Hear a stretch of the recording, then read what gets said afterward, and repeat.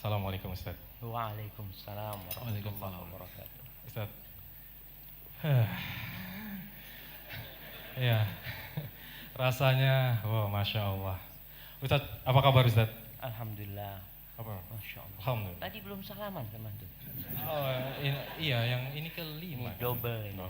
Masya Allah. Ustaz Nuzul, apa kabar Ustaz? Waalaikumsalam. Sunnahnya tuh ketika berpisah sedikit Salaman. salaman lagi Ustaz. Oh, oke. Beliau ngamalin sunnah. Masya Allah. Masya Allah.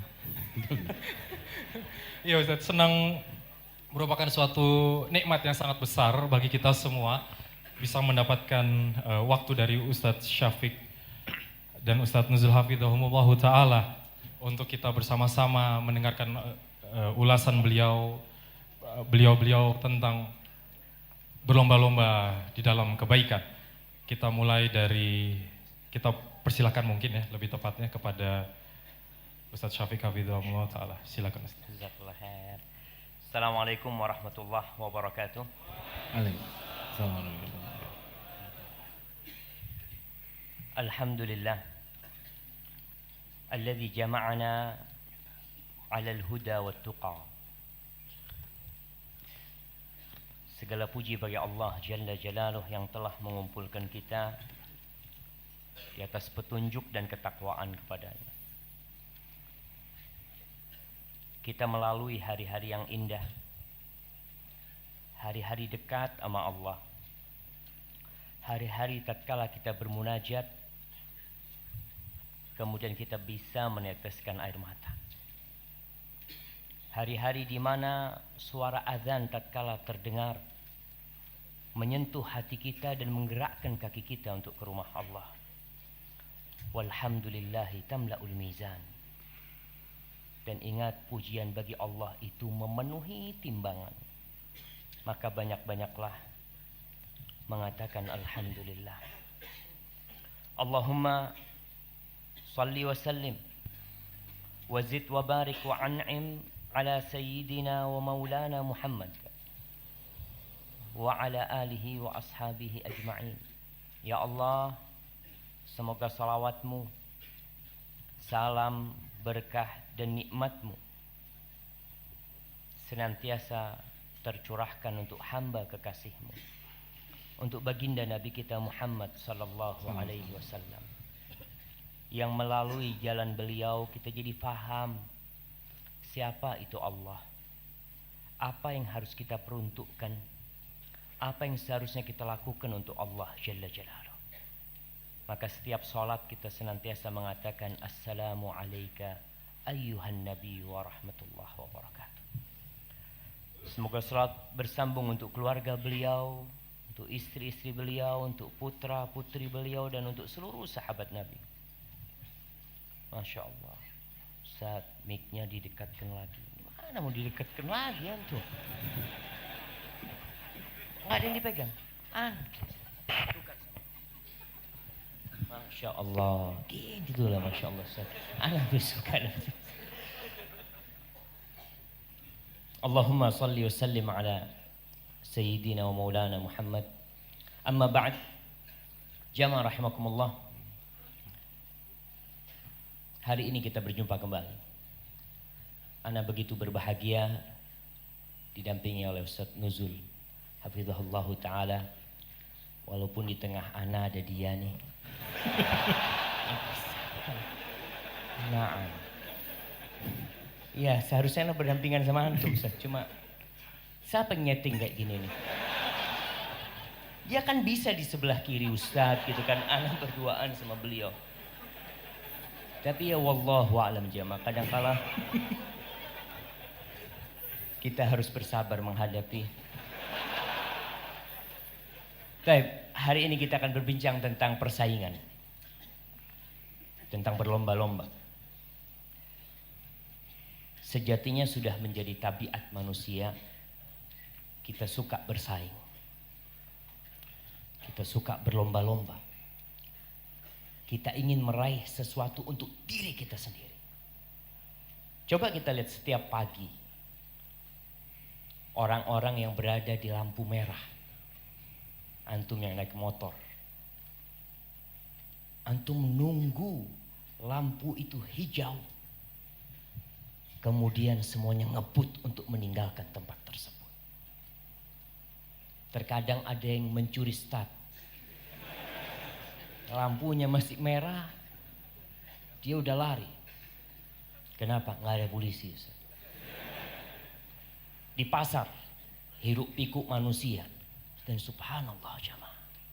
Ana tadi pagi keluar rumah jam 4. Ana menuju ke stasiun, naik motor diantar mahasiswa.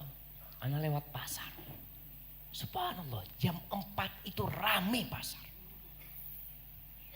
Apa yang sedang dicari sama mereka? Mereka sedang bersaing untuk mendapatkan pelanggan. Mereka bersaing untuk mendapatkan gaji yang lebih, bukan gaji, keuntungan yang lebih besar dari orang lain. Kita lihat di pantai, tengah malam, pagi hari, sore hari, nelayan pun bersaing. Mereka ingin mencari tempat yang paling strategis untuk menghasilkan ikan. Kemudian di hutan, siapa yang berangkat ke hutan berburu? Kadangkala mereka berburu rombongan, satu sama lain berlomba-lomba untuk menunjukkan hasil buruan dia adalah yang terbesar.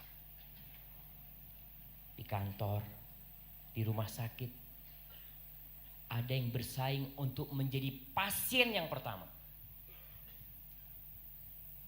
Terpaksa, karena dia tidak ingin menunggu lama. Tapi semuanya bersaing. Kemudian di kampus-kampus, ketika dibuka pendaftaran PNS, pendaftaran untuk militer, untuk semua, mereka semuanya bersaing. Di lapangan bola mereka bersaing. Sebentar lagi SEA Games. Asian Games. Masya Allah. Alhamdulillah ada Ustaz Nuzul. Kalau enggak kan salah Ustaz. Masya Allah.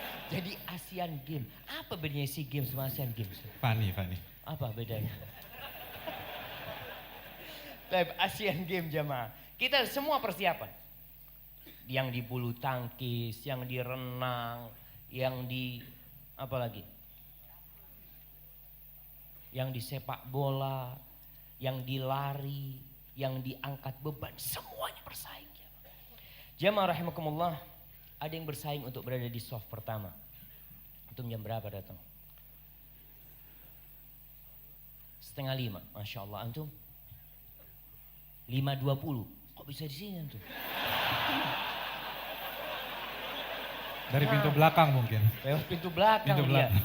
Ini 4:30, antum 5:20. Gimana? Nyepil.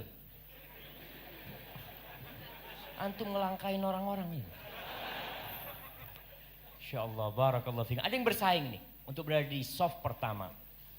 Ibu-ibu bersaing untuk berada di soft terakhir. Betul jamaah. Soft yang terbaik buat ibu-ibu itu yang terakhir. Yang di soft pertama nggak bener tuh. Ya bukan nggak bener Ustaz ya, kurang afdol gitu kan. Iya, karena khairu sufufin nisa akhiruha. Sebaik-baiknya soft para wanita itu yang paling akhir. Ada yang bersaing untuk bersedekah, untuk berhaji. Jadi sejatinya bersaing itu nggak masalah jamaah. Tergantung bersaing untuk apa. Yang bersaing untuk kebaikan, yang berlomba-lomba untuk kebaikan, maka nanti Ustaz Nuzul akan berbicara tentang hal itu. Anak akan berbicara tentang bersaing yang tercela. Yang terkadang kita lebih semangat untuk berlomba-lomba mengumpulkan segunung emas yang bakal menjadi debu daripada bersaing segenggam debu yang menjadi segunung emas. Kita lihat, kita berada di ujung pasar, bukan di ujung, di puncak Di atas. pasar. Masya Allah. Rasulullah Sallallahu Alaihi Wasallam pernah bertanya kepada para sahabatnya. Dari Abdullah bin Amr bin As radhiyallahu taala anhuma, an Rasulillah Sallallahu Alaihi Wasallam, Beliau mengatakan, "Idza futihat 'alaikum Faris war Rum, ayu qaumin antum?" Para sahabat hidup miskin. Sebagian di antara kita miskin. Buktinya apa? Ya ini soft pertama Ustaz. Kalau ada fulus kadangkala softnya terakhir. Kadangkala orang yang di soft pertama itu lagi susah. Maka Nabi SAW mengatakan kepada para sahabatnya, kalau nanti ditaklukkan Romawi dan Persia, dan Nabi yakin akan ditaklukkan Romawi dan Persia, kalian akan menjadi orang seperti apa? Modelnya kalian seperti apa? Tetap di soft pertama? Tetap qiyamul lail? Tetap sholat duhanya? Sahabat Nabi Abdurrahman bin Auf radhiyallahu taala anhu mengatakan, naqulu kama amaranallah. Kita akan menjadi seperti yang Allah perintahkan. Kita akan mengabdi kepada Allah. Kita akan dekat sama Allah. Kita akan menggunakan harta itu di jalan Allah. Itu keinginan. Semua memiliki keinginan untuk berbuat baik. Antum, kira-kira kalau punya duit 5 miliar, jadi apa antum? Ada di soft sini? Kira-kira masih di soft sini? Jamaah percaya antum jamaah. Kira-kira antum masih di soft sini? Menurut antum kira-kira? Inginnya masih di sini kan? Inginnya. Tapi kenyataannya, wallahu a'lam. Dan Nabi SAW menyingkap tabir bagaimana tatkala dibukakan pintu dunia ini. Beliau mengatakan sallallahu alaihi wasallam, "Awa ghaira dzalik?" Atau selain itu kalian. Tatanafasun. Ini yang pertama. Kalian akan berlomba-lomba. Kalian akan bersaing untuk memiliki sesuatu. Jemaah, yang punya rumah dinas ingin punya rumah sendiri. Yang punya mobil dinas ingin punya mobil sendiri. Yang punya istri, nggak ada istri dinas kan, istri sendiri dia. Tapi artinya manusia ingin memiliki sesuatu untuk dirinya. Dia nggak cukup dengan rumah yang sejatinya sama rumah dinas dengan rumah sendiri, sama-sama akan ditinggalkan. Maka Nabi mengatakan sallallahu alaihi wasallam, tatanafasun, kalian akan bersaing ketika itu. Kemudian thumma tatahasadun. Bersaing biasanya akan mengantarkan kepada hasud, iri, dengki. Lihat dagangan temennya laris, padahal bukanya bareng. Sama-sama jam 7 baru buka. Tapi temannya ramai, dia sepi. Maka akan terjadi tata hasad. Kalau sudah hasad, kemudian apa? Thumma tatadabarun. Akan saling memberikan punggung. Tidak bertegur sapa lagi. Sudah. Gara-gara apa? Gara-gara bersaing.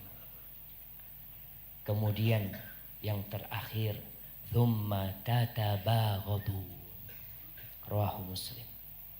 Lalu yang terakhir kalian akan saling bermusuhan. Saling membenci. Antum lihat orang-orang yang bersaing.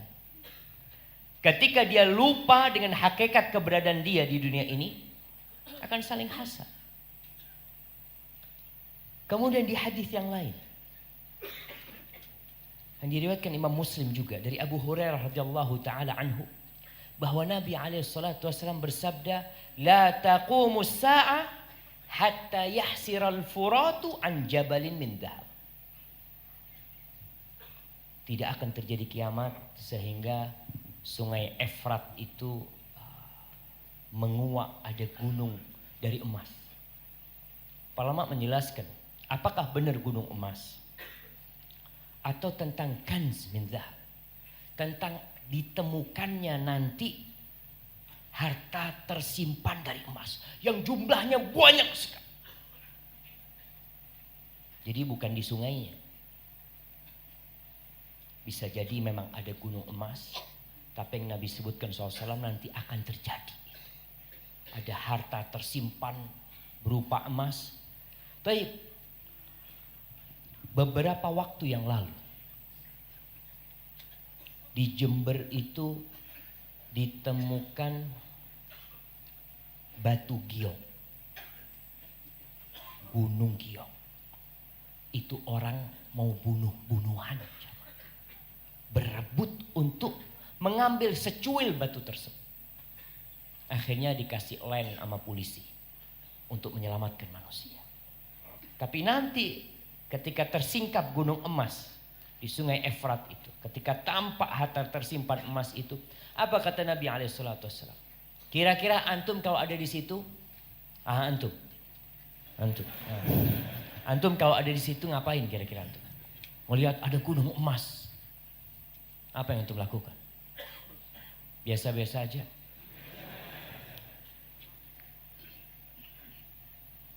Terserah antum mau ngapain nanti di sana. Umpamanya ginilah, kalau itu masih terlalu jauh lah buat antum. Di tengah situ ada pembagian duit, satu orang $1.000. Antum tetap duduk di sini? Karena tetap istiqomah. Antum akan berebut. Itu tabiat manusia jamaah. Itu tabiat manusia. Kita akan berebut, kita akan bersaing untuk menghasilkan apa yang diperebutkan di sana. Karena Allah telah mencintakan kepada kita dunia ini. Zuyyina linnas hubbus syahwat minan nisa wal banin wal qanatiril muqantarah. Nabi SAW menggambarkan sebuah peristiwa yang sangat memprihatinkan. Apa kata Nabi SAW? Yaqtatilun nas alaih. Manusia akan bertarung, akan bunuh-bunuhan untuk mendapatkan emas tersebut. Fayuqtalu min kulli mi'atin tis'atun wa tis'un. Dari setiap 100 orang yang bertarung, yang mati berapa? 99. 99 mati. Selesai, masih ada yang lainnya. Dia selamat. Lalu Nabi mengatakan wa yaqulu kullu rajulin, setiap orang mengatakan la'alli akun ana alladhi anju. Mungkin aku yang akan menguasainya. Mungkin aku yang akan menang. 99 mati temannya. Tapi masih ada ambisi di diri dia kalau dia mungkin bisa menghasilkan emas tersebut. Buat apa jemaah? Kalau dia menghasilkan emas tersebut. Semua temannya mati, dia duduk di atas emas tersebut. Enak hidup dia? Tidak ada. Tapi memang ambisi untuk bersaing yang ada pada diri manusia yang harus diarahkan. Diarahkan kemana? Sebentar Ustaz Nuzul akan menceritakan. Diarahkan kepada yang positif. Tadi imam kita waktu sholat maghrib di rakaat pertama baca surat apa? Jamaah. Ana tadi terlalu khusyuk sholatnya. Jadi sampai. Ya Allah jamaah, ana kasih hadiah. Masya Allah, cuma 2 hadiahnya. Oh ada lagi, tenang jamaah. Ya, bunyi suratnya gimana yang dibaca tadi? Masya Allah, barakallahu fikum, jazakallah khair. Jamaah kalau kita sholat dengerin imam, insya Allah selesai sholat imannya bertambah. Karena memang Allah sebutkan alladzina idza dzukirallah wajilat qulubuhum wa idza tuliyat alaihim ayatuhu zadatuhum imana. Kalau dibacakan kepada mereka ayat-ayat Allah bertambah imannya.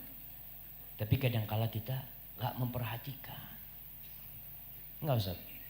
Bukan enggak memperhatikan Ustaz. Antum ngapain tadi waktu imamnya sholat? Sholat juga kan, alhamdulillah. Baik, Allah sebutkan Al-Maidah ayat 35, 36, 37. Ini ayat sebelum Al-Maidah 51. Supaya kita faham, Al-Quran ini satu keutuhan bersama. Ada orang yang hanya mau mengamalkan Al-Maidah 51, yang lainnya kok nggak diamali. Quran tuh bukan cuma Al-Maidah 51. Quran itu dimulai dengan Al-Fatihah, diakhiri dengan An-Nas. Itu yang harus kita amalkan. Di Al-Maidah ayat 35 Allah mengatakan, ya ayyuhalladzina amanu taqullaha wabtaghu ilaihil wasilah la wajahidu fi sabilihi la'allakum tuflihun. Wahai orang-orang yang beriman, bertakwalah kepada Allah dan carilah menuju Allah itu wasilah, perantara yang mendekatkan diri kepada Allah. Ketaatan. Ini yang seharusnya kita persaingkan. Yang seharusnya kita berlomba-lomba untuk menjadi orang yang paling dekat sama Allah. Wajahidu fi sabilihi la'allakum tuflihun. Dan berjuang kalian. Jangan malas-malasan. Di jalan Allah agar kalian sukses. Kemudian Allah sebutkan tentang persaingan orang-orang yang akhirnya tidak ada hasilnya. Tentang dunia yang dikumpulkan, tentang gunung emas yang diperebutkan, tentang tanah yang kadang-kala kita melihat kakak beradik tidak bertegur sapa gara-gara tanah warisan. Tidak bertegur sapa gara-gara kakaknya tinggal di rumah warisan. Allah mengatakan tentang dunia ini, innal ladzina kafaru law anna lahum ma fil ardi jami'an wa mithlahu ma'ahu liyaftadu bihi min adzabi yaumil qiyamah ma tuqabbila minhum wa lahum adzabun alim. Sesungguhnya orang-orang yang kafir, andai kata mereka memiliki dunia ini yang kita lagi perebutkan, memiliki pasar ini, memiliki Jakarta ini, memiliki Jakarta kecil yang sedang dibangun, memiliki Jawa, memiliki dunia, dan double bukan satu milik dia. Dia ingin menebus dirinya dari azab Allah, nggak diterima. Kenapa? Karena dunia ini nggak ada artinya buat Allah. Dunia ini tidak lebih daripada bangkai anak kambing yang cacat. Allah nggak akan terima. Walahum adzabun alim. Yuriduna ayyakhruju minan nar. Mereka ingin keluar dari api neraka dengan menebus dirinya dengan segala yang dia miliki. Tapi apa gunanya?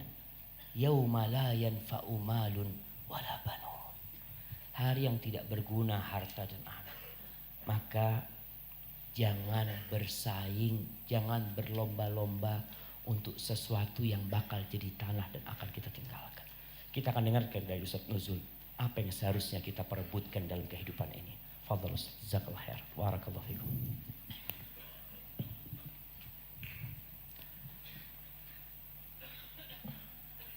Assalamualaikum warahmatullahi wabarakatuh.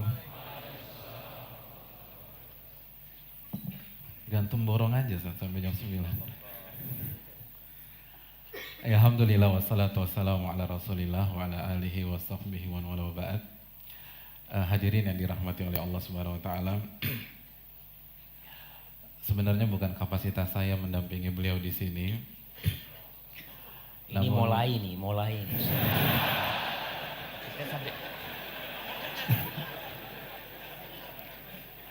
Ini giliran saya tuh.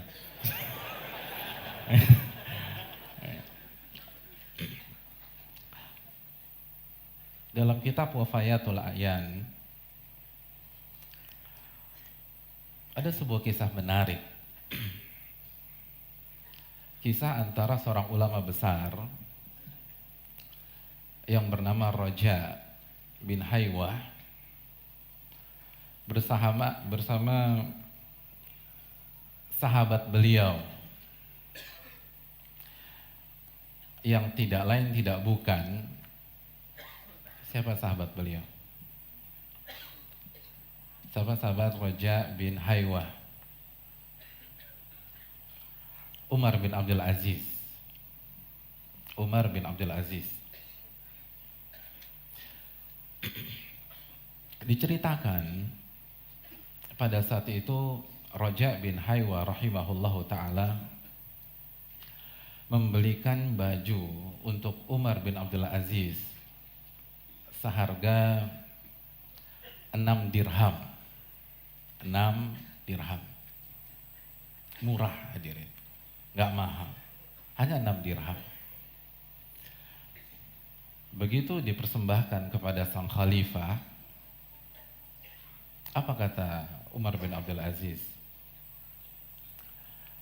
Huwa ala ma uhibbu laula anna fihi lina. Kata beliau, saya suka nih baju ini. Ini selera saya banget. Dalam bahasa kita, ini gue banget nih. Tapi kayaknya masih terlalu bagus. Masih sangat lembut. Bahasanya ada yang lebih murah enggak? Ini kebagusan. 6 dirham hadirin. 6 dirham.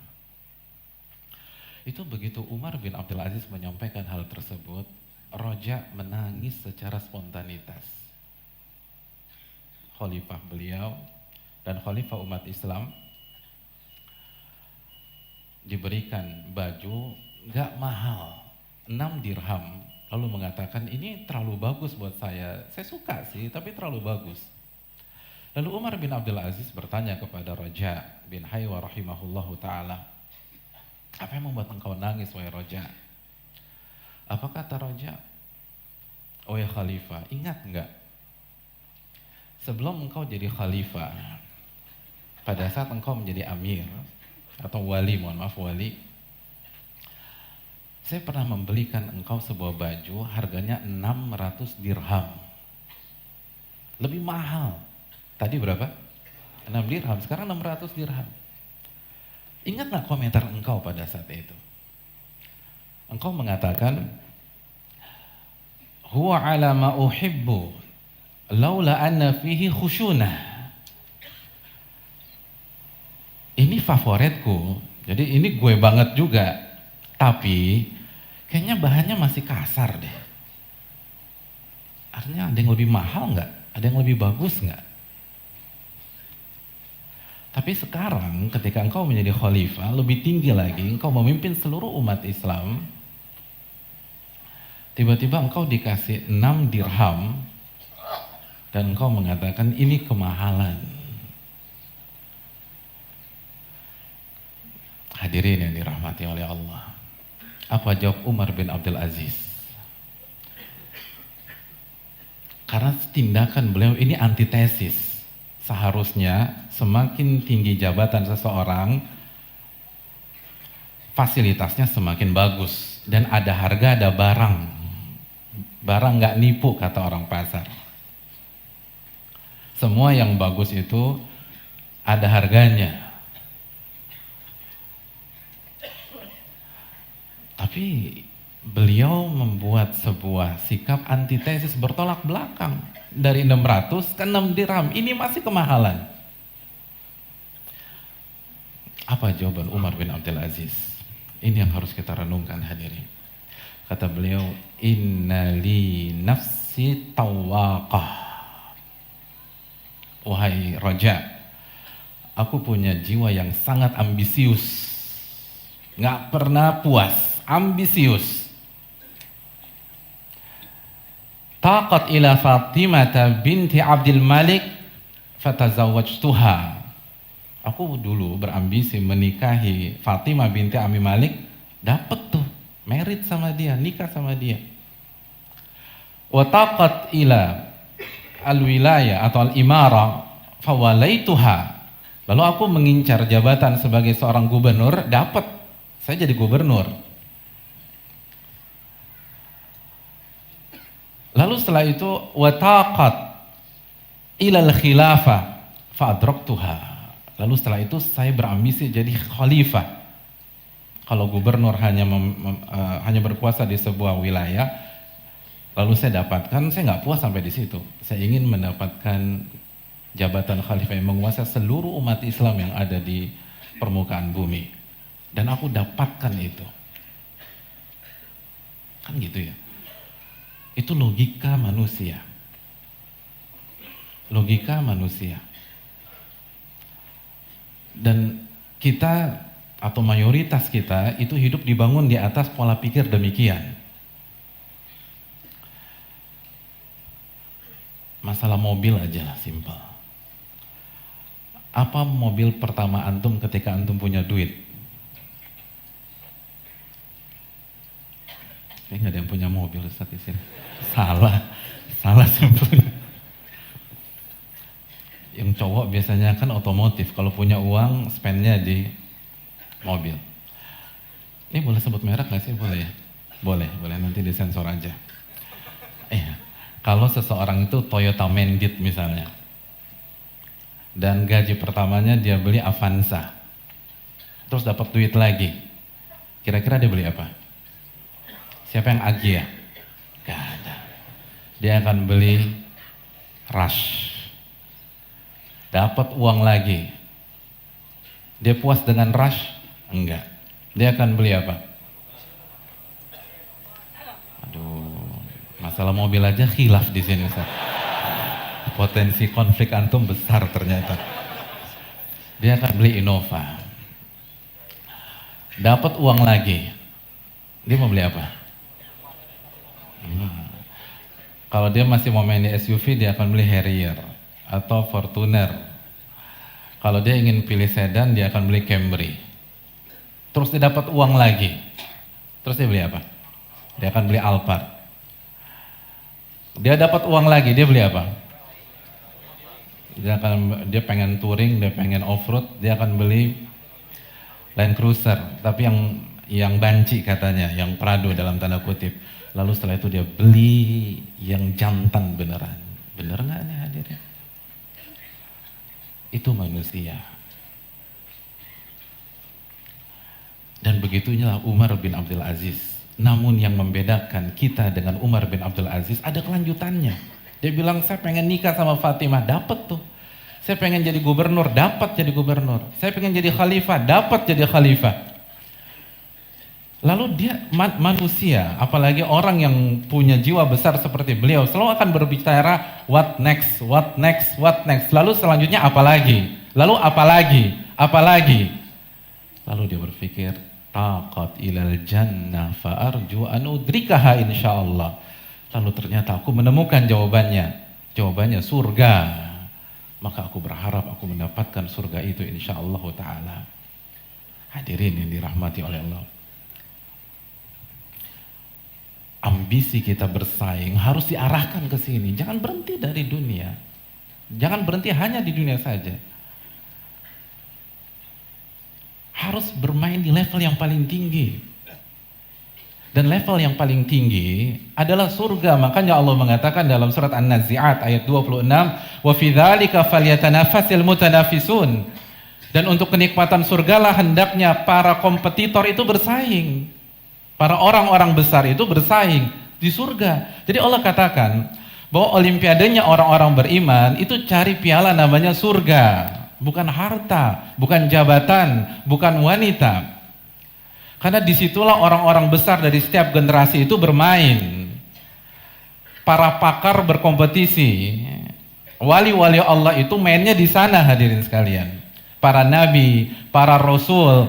Apa kata Allah Subhanahu wa taala dalam surat Al-Anbiya ayat 90? Innahum kanu yusari'una fil khairat wa yad'unana raghaban wa rahaba. Dan para nabi dalam sebuah tafsir yang lain ini Zakaria, Yahya dan istrinya Zakaria, itu mereka senantiasa berlomba dalam kebaikan, berlomba dalam amal soleh, berlomba dalam ibadah kepada Allah Subhanahu wa taala. Para nabi hadirin bermain di sana. Bukan bermain di level kekuasaan semata, bukan bermain di level harta saja. Para nabi mainnya di sana. Kalau antum gila bola, target antum main di Liga Champion. Kenapa main di Liga Champion? Saya ingin tanya, misalnya Real Madrid nggak juara atau nggak sampai 4 besar, kira-kira Ronaldo masih di Real Madrid apa enggak? Bisa pindah. Kenapa? Karena dia nggak mau main di kompetisi di bawah Liga Champion. Kenapa? Karena pemain-pemain bola terbaik itu mainnya di sana. Mainnya di sana. Pemain dia jago basket, dia akan ngincar NBA karena di NBA itu pemain-pemain terbaik itu main di sana. Dia pembalap, dia nggak hanya berhenti di go-kart aja, dia ngincar F1. Karena F1 itu isinya seluruh pembalap-pembalap terbaik. Antum punya klub motor nih. Antum nggak hanya main di 125 cc, 250 cc, antum main di MotoGP. Karena pembalap-pembalap motor terbaik itu main di sana. Nah, kalau kita bicara yang lebih abadi sebagaimana yang beliau sampaikan, main di kebaikan, main di pahala, main di akhirat. Main di level di mana kita bisa mendekat kepada Allah Subhanahu wa taala. main di level ketika Allah berfirman dalam surat Al-Waqi'ah ayat 24, was-sabiquna as-sabiqun ulaika humul muqarrabun fi jannatin na'im. Itu main. Orang-orang yang dulu-duluan kata Allah, berkompetisi. Ulaikal muqarrabun, mereka yang didekatkan kepada Allah, didekatkan ke surga. Kalau antum main cari piala di mana antum bisa melihat wajah Allah Jalla wa Ala. Antum cari hadiahnya yang kekekalan abadi, itu permainan. Itu kompetisi. Itu orang-orang besar main di sana. Wa fi dzalika falyatanafasil mutanafisun. Di situ mainnya. Orang-orang beriman itu main di level tertinggi. Bukan main di level dunia. Tidak diharamkan, tapi jangan berhenti di sana. Karena Nabi SAW mengatakan, "Lau kanatid dunya ta'dilu indallahi janaha ba'udha ma saqat kafira syurbata ma." Kalau dunia itu senilai dengan salah satu sayap nyamuk, maka orang-orang kafir tidak akan Allah akan berikan minum walaupun seteguk air. Gak ada artinya. Gak ada artinya. Satu sayap nyamuk. Saya ingin tanya, ada berapa nyamuk di rumah antum? Kalau satu hilang, atau dua hilang, tiga hilang, kira-kira antum galau nggak? Kenapa bendera kuning mas? 3 nyamuk meninggal Pak Ustadz di rumah saya. Nggak, atau nggak peduli. Nggak ada artinya. Kalau antum berhasil buat peternakan nyamuk, antum bangga? Nggak bangga juga. Jadi hilang tuh nyamuk, antum nggak peduli, banyak nyebelin, hadirin nyebelin. Nabi katakan itu satu sayap nyamuk. Gak ada artinya. Antum main di level atas. Itu Umar bin Abdul Aziz. Dia udah puas. Jadi kalau antum pola pikirnya dunia, sebelum hijrah orientasinya dunia. Begitu hijrah pola pikirnya dunia lagi. Ya antum stagnan. Antum bukan orang-orang besar. Orang-orang besar itu selalu berpikir apa berikutnya? Apa berikutnya? Apa berikutnya? Itu Umar bin Abdul Aziz. Saya udah dapat wanita. Saya Fatimah binti Abdul Malik. Wanita saleh, saya udah dapat jabatan, saya udah jadi gubernur, saya udah jadi khalifah, terus apa lagi? Surga. Itu orang-orang besar. Itu areanya para nabi, itu areanya para sahabat, itu areanya para tabi'in, itu areanya para ulama. Itu areanya orang-orang yang merupakan pakar tafsir, pakar fikih, pakar hadis. Antum gabung di sana. Itu arenanya mereka. Bagaimana berbuat kebajikan. Ambisi itu harus diarahkan ke sana hadirin yang dirahmati oleh Allah Subhanahu wa taala. Karena Nabi kita sallallahu alaihi wasallam yang kita bersalawat kepadanya, yang kita cintai melebihi diri kita. Umar mengatakan, engkau aku cintai daripada seluruh pihak yang ada di muka bumi ini kecuali diriku. Apa kata Nabi? La ya Umar. Hatta akuna ahabba ilaika min nafsik, sampai aku lebih engkau cintai daripada dirimu sendiri. Sosok itu bermain di kompetisi akhirat hadirin. Seperti apa beliau berkompetisi? Kita persilahkan Ustaz Syafiq hafizahullah taala untuk menyampaikan.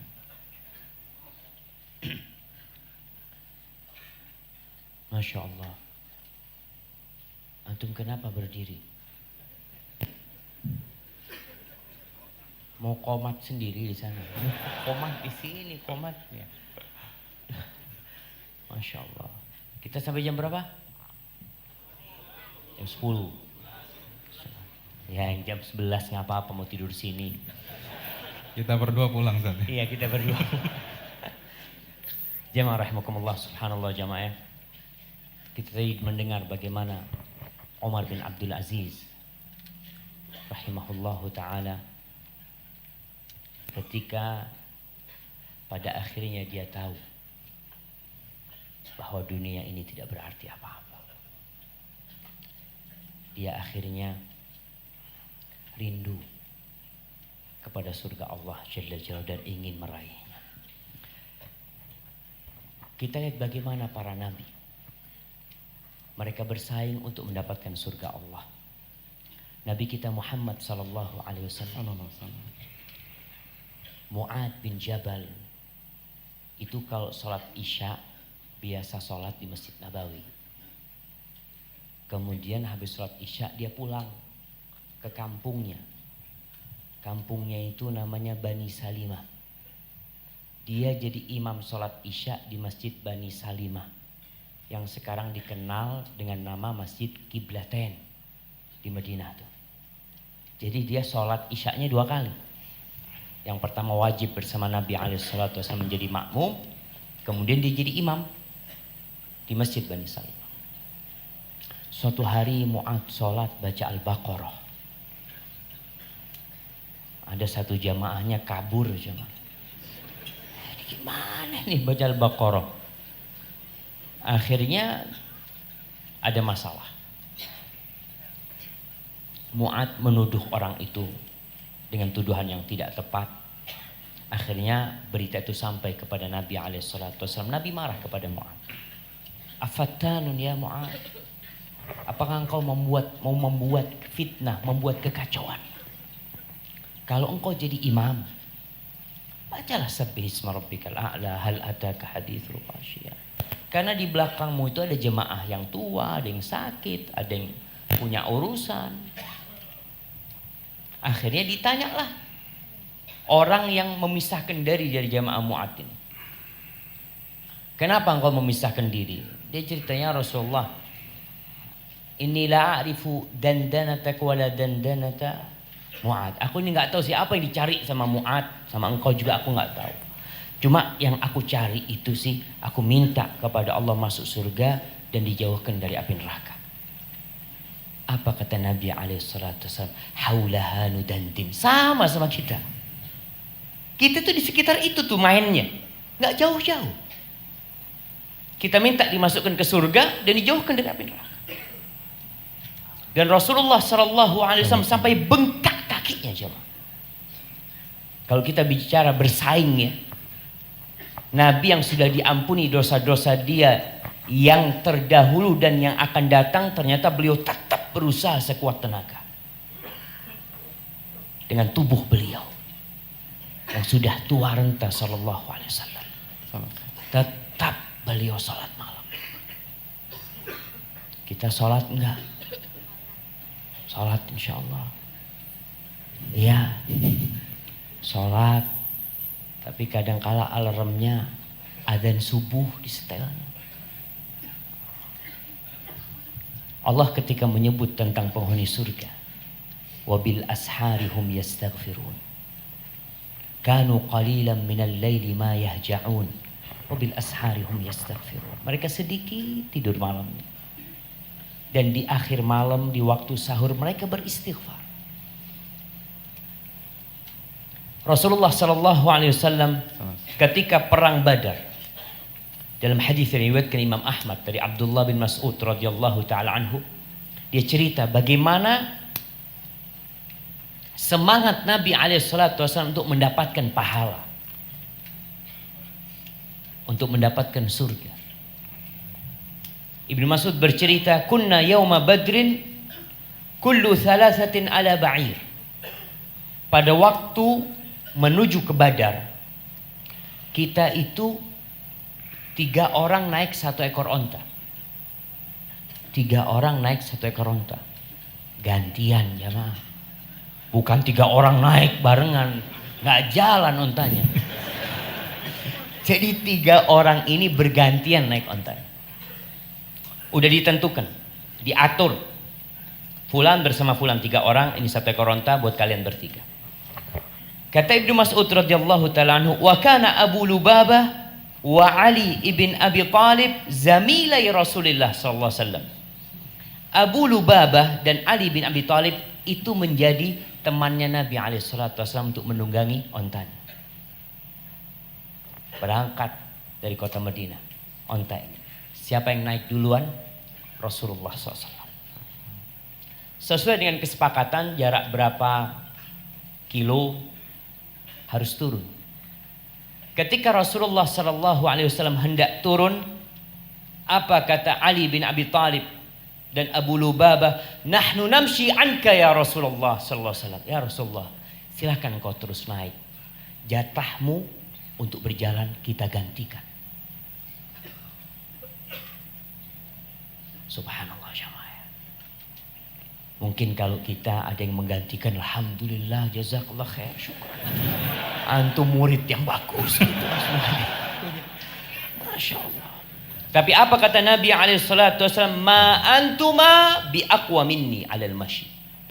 Wala ana bi aghna anil ajri minkuma. Kalian tidak lebih kuat dari aku dalam urusan berjalan. Dan aku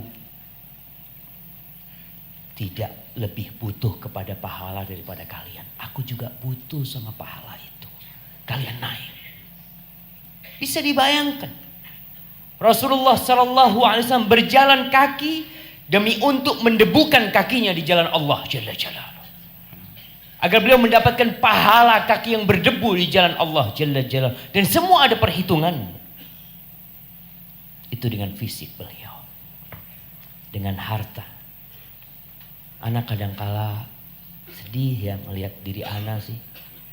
Kita ini jadi lebih sering dikasih daripada memberi. Dikasih ini, kasih itu. Sampai ada seorang ustadz di kampus. Dia sampai marah sama mahasiswa. Dia pakai baju ditanya sama mahasiswa. Ustadz dikasih siapa bajunya Ustadz? Marah nih Ustadz. Emangnya semua bajuannya dikasih orang? Kata dia. Karena kebanyakan barangnya dikasih orang memang. Subhanallah jemaah. Rasulullah SAW ketika hijrah. Beliau hijrah bersama Abu Bakar. Di siang hari itu beliau keluar dari rumahnya. Datang ke rumahnya Abu Bakar Siddiq radhiyallahu ta'ala anhu. Beliau mengatakan kepada Abu Bakar, kita berangkat hijrah. Apa kata Abu Bakar? Fakhud bi abi ya Rasulullah ihda rahilatayya hatain. Ya Rasulullah SAW, engkau ambil salah satu kendaraanku ini. Onta yang sudah aku persiapkan untuk hijrah ini. Ada dua, satu buat engkau. Ambil mana yang kau suka. Apa kata Nabi SAW? Bisaman, aku bayar. Beliau tidak ingin pahala hijrahnya diambil Abu Bakar Siddiq radhiyallahu ta'ala anhu. Karena naik kendaraan yang diberi oleh Abu Bakar Siddiq radhiyallahu ta'ala. Beliau ingin beliau dapat pahala hijrah itu dengan harta beliau. Itu Nabi alaihissalatu wassalam. Beliau tetap bersaing untuk mendapatkan pahala. Jamaah. Ketika sampai Madinah. Dalam hadis riwayatkan Bukhari dan Muslim. Setiap kabilah ingin Nabi SAW singgah di perkampungan mereka. Onta ini berjalan dipegangin tali kekangnya sama orang-orang, rebutan mereka. Mereka bersaing untuk mendapatkan Nabi SAW sebagai tamu mereka. Tapi apa kata Nabi SAW? Da'uha. Tinggalkan dia. Fa innaha ma'murah. Onta ini sudah disuruh sama Allah. Berhenti di mana dia. Nggak usah kalian perebutkan. Sampai unta itu berhenti di satu tempat, kemudian berdiri lagi, kemudian kembali ke tempat yang tadi. Lalu Nabi SAW mengatakan, huna, di sini insya Allah kita bangun masjid. Beliau tanya kepada orang-orang, punya siapa ini? Punya Bani Najjar. Didatangkan, ternyata tanah itu milik dua anak yatim dari kabilah Bani Najjar. Dipanggil sama Nabi SAW. Nabi mengatakan kepada mereka, ya Bani Najjar, saminuni bihaitikum hadha. Berapa harganya tanah ini? Kebun ini berapa harganya? Aku mau bayar. Apa kata mereka? Wallahi la natrubu thamanahu illa minallah. Kita tidak ingin ambil harganya kecuali dari Allah Jalla Jalaluhu. Nabi biarkan? Enggak. Nabi bayar. Nabi bayar. Kenapa beliau bayar? Beliau ingin dapat pahala orang-orang yang sholat di masjid tersebut sampai hari ini. Antum bisa bayangin berapa orang yang berebut sholat di Raudhah dan pahalanya akan kembali kepada Nabi SAW karena tanah itu beliau yang beli SAW. Kita kan kadang-kala minta saja dan kita tidak pernah memberi. Dan kita merasa udah cukup. Alhamdulillah, jazakallah khair, barakallahu fikum. Antum orang baik, Masya Allah, jazakallah khair. Kapan kita mau memberi? Dan ketika pembangunan masjid, Rasulullah SAW tidak duduk nongkrong melihat para sahabatnya membangun. Beliau ikut membangun jamaah. Beliau ambil batu bata itu, ikut bersama Bilal bin Rabah, ikut bersama Ammar bin Yasir. Sampai dikatakan Ammar itu bawa batu bata double. Yang satu buat Nabi alaihi salatu wassalam. Tapi Nabi pun tetap ikut pada waktu itu. Kalau itu Rasulullah SAW, kita gimana jamaah? Kita bersaingnya di level mana? Itu Nabi. Dan antum akan lihat. Ternyata pendamping-pendamping Rasulullah sallallahu alaihi wasallam, mereka benar-benar meniti jalan Nabi alaihi salatu wasallam. Dan mungkin kita akan dengar dari Ustaz Nuzul. Barakallahu fiikum. Fadhal Ustaz. Jazakallahu khair Ustaz. Sa'ad bin Abi Waqqas, teman-teman dan hadirin sekalian, itu pernah sakit di kota Mekah. Sakit yang sangat parah. Dan beliau sendiri berpikir beliau tidak akan hidup lama. Pada saat itu Nabi dengan segala hiruk pikuk kesibukan beliau menyempatkan diri ke menjenguk Sa'ad bin Abi Waqqas, satu dari 10 sahabat yang dijamin masuk surga. Lalu ketika dijenguk oleh Nabi SAW, apa yang disampaikan Sa'ad bin Abi Waqqas? Beliau mengatakan, "Ya Rasulullah, qad balagha bi minal waj'i ma tara wa ana dzu mal wa la yarithuni illa ibnatun li." Ya Rasulullah, saya sedang mengidap penyakit yang sangat parah sebagaimana engkau lihat sendiri dengan kedua matamu. Dan aku orang yang sangat kaya. Beliau bukan pamer, beliau sampaikan kekayaan beliau karena ada maksud setelah itu. Lalu beliau sampaikan, dan tidak, aku nggak punya ahli waris kecuali satu-satunya anak perempuanku saja. Apa kata Sa'ad bin Abi Waqqas? Afa atasaddaqu bi thulutsai mali, bi thulutsai mali. Ya Rasulullah, izinkan aku berinfak, bersedekah dengan 2/3 hartaku. Allahu Akbar. 2/3. Dan orang kaya. Kalau 2/3 orang miskin, mungkin masih lebih mudah. Saya tahu ada orang di dompetnya tinggal 10.000, terus ketika dia lihat nenek-nenek gendong cucunya dan kehausan, dia kasih tuh 5.000. Dia kasih 5.000.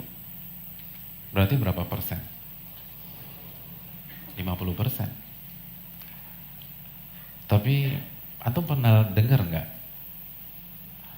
Ada nenek-nenek dengan cucunya yang membutuhkan, mereka miskin, lalu jalan-jalan di sekitar Kebayoran ini, lalu ketemu dengan salah satu pemilik rumah yang punya 3 unit di sini, terus kata dia, ambil aja 1 rumah tuh nek.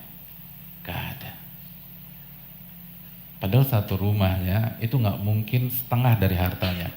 Semakin kita punya uang, semakin susah kita kasih dengan persentase yang besar. Tapi lihat bagaimana semangat berkompetisi Sa'ad bin Abi Waqqas. 2/3 hartanya. Apa kata Nabi? Lah, nggak boleh Sa'ad. 2/3 itu kebanyakan. Apa yang ada di benak Sa'ad? Semangat. Fastabiqul khairat. Beliau mengajukan proposal yang kedua. Fasyatru ya Rasulullah. Bagaimana dengan setengah ya Rasulullah? Bolehkah aku bersedekah dan berinfak dengan setengah hartaku? Apa kata Nabi SAW? La ya Sa'ad. Nggak boleh. Kebanyakan. Lalu Sa'ad mengatakan, fathuluthu ya Rasulullah. Bagaimana dengan 1/3 wahai Rasulullah? Apa kata Nabi SAW? Athuluthu wa thuluthu kathir. 1/3 ya Sa'ad. 1/3 sudah banyak dan maksimal. Coba kira-kira kalau kita berada di posisi Sa'ad, apa respon kita ketika Nabi SAW menolak proposal 2/3 kita? Ya Rasulullah 2/3. Lah, nggak boleh. Terus apa respon antum? Alhamdulillah. Terus alihkan perhatian. Kita bahas masalah yang lain aja. Politik kayaknya seru nih. Biar Nabi lupa. Karena basa-basi, nggak serius. Tapi saat memajukan proposal yang kedua, dan itu berat. setengah harta dan orang kaya. Hadirin yang dirahmati oleh Allah Subhanahu wa taala. Sebuah riwayat yang dikeluarkan Imam Tirmidzi menorehkan hal yang sama. Riwayat itu merekam bagaimana ambisi Umar bin Khattab radhiyallahu taala an untuk mengalahkan kompetitor sejati beliau, Abu Bakar As-Siddiq. Kata Umar bin Khattab radhiyallahu taala an, "Al-yauma asbiku Abu Bakar in sabaqtuhu al-yaum." Hari ini aku berambisi mengalahkan Abu Bakar As-Siddiq radhiyallahu taala an.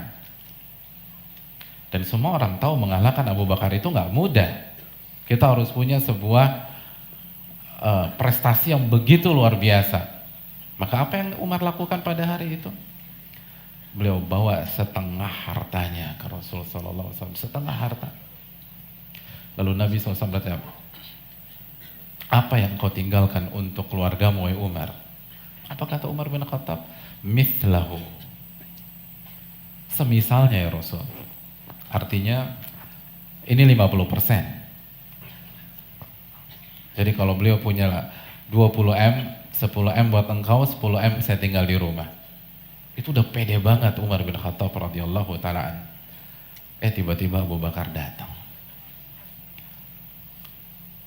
Lalu terbelalaklah mata-mata yang ada di situ. Beliau bawa harta yang sangat banyak, yang tidak pernah terfikir oleh seluruh orang pada saat itu. Lalu Nabi SAW bertanya, apa yang kau sisakan untuk keluargamu ya Abu Bakar? Apa kata Abu Bakar? Allah wa Rasulah. Aku sisakan Allah dan Rasulnya yang akan menjamin keluarga aku. Semuanya 100% diberikan ke Allah Subhanahu wa taala dan untuk perjuangan Nabi sallallahu alaihi wasallam.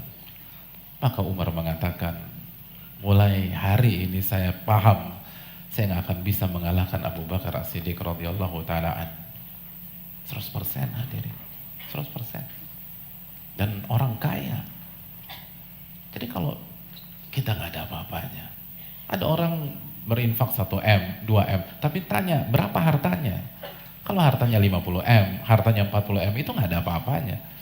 Seluruh hartanya diberikan untuk Allah dan Rasulnya. Itu profil orang-orang kaya. Gimana profil fakir miskin pada zaman itu? Harusnya kan pada seneng tuh, bayangkan orang-orang kayanya begitu. Ada yang setengah harta, ada yang seluruhnya, ada yang 2/3. Mari kita lihat profil orang-orang miskin pada zaman itu. Sebagaimana dikeluarkan Imam Bukhari, Imam Muslim. Suatu ketika datanglah orang-orang miskin ke Nabi SAW. Mengeluh. Kira-kira kalau orang miskin ngeluh, itu ngeluhin apa? Uang gedung, terus selain uang gedung, SPP, sembako, BBM. Coba kita lihat bagaimana keluhan orang miskin pada zaman Nabi SAW. Ya Rasulullah, dhahaba ahlud duthuri bil ujur. Ya Rasulullah, orang-orang kaya itu telah mengalahkan kita dengan memborong pahala yang sangat banyak. Allahu Akbar. Mereka nggak tertarik dengan mobilnya orang kaya. Mereka nggak tertarik handphonenya orang kaya. Mereka nggak mupeng dengan tasnya orang kaya.